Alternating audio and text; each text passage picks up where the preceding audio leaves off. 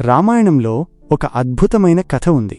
నిజంగా విపరీతమైన విషయం. ఊహించండి, శ్రీరాముడు ఓ సాధారణ గడ్డిపోచను తీసుకుని దాన్ని బ్రహ్మాస్త్రంగా మార్చి వదిలాడు.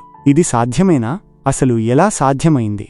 ఈ కథ వింటే ఆశ్చర్యపడిపోవాల్సిందే. ఒకసారి సీతారాములు వనవాసంలో ఉన్నప్పుడు రాముడు ఆమె ఒడిలో నిద్రిస్తుండగా ఓ కాకి వచ్చి సీతమ్మని గాయపరిచింది. మొదట అది చిన్న విషయం అనుకున్న సీత రాముడిని నిద్రలేపకుండా నిశ్శబ్దంగా ఉండిపోయింది. కాని ఆ కాకి మళ్లీ దాడి చేస్తూ రక్తం కారేలా చేసింది. ఆ రక్తం రాముడిపై పడింది. దాంతో ఆయనకు మెలకువ వచ్చింది. ఇంతలోనే రాముడు గమనించాడు, ఇది సాధారణ కాకి కాదు, ఇంద్రుడి కొడుకు జయంతుడు కాకాసురుడిగా మారి ఇలా చేస్తున్నాడని.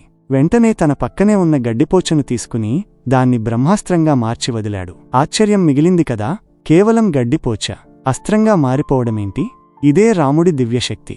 ఆయన సంకల్పం మాత్రమే సరిపోతుంది, ఏ వస్తువైనా ఆయుధమవుతుంది. ఇక ఆ బ్రహ్మాస్త్రం కాకాసురుడిని వెంబడించడం మొదలెట్టింది. ఎక్కడికి పోయినా, ఎవరిని వేడుకున్నా అది ఆగలేదు. చివరకు బ్రహ్మాదేవుడే రాముడినే వేడుకో అని సూచించడంతో కాకాసురుడు రాముడి కాళ్ల ముందు వేడుకున్నాడు. కాని సమస్య ఏంటంటే బ్రహ్మాస్త్రం వెనక్కి రాదు. దానికి ఏదో ఒక లక్ష్యం కావాల్సిందే.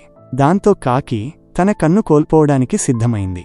రాముడు దయచూపి కేవలం కుడి కన్ను మాత్రమే లక్ష్యంగా మారుస్తూ బ్రహ్మాస్త్రాన్ని విడిచాడు. అప్పటినుంచి కాకులకు ఒక కన్ను కనిపించదన్న ప్రచారం వచ్చింది.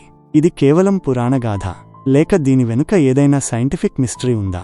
రాముడికి సాధారణ పదార్థాల ధర్మాలను మార్చే శక్తి ఉందా? అతను ఒక రకమైన ఎనర్జీ మానిపులేషన్ చేశాడా? ఇవన్నీ ఆసక్తికరమైన ప్రశ్నలు.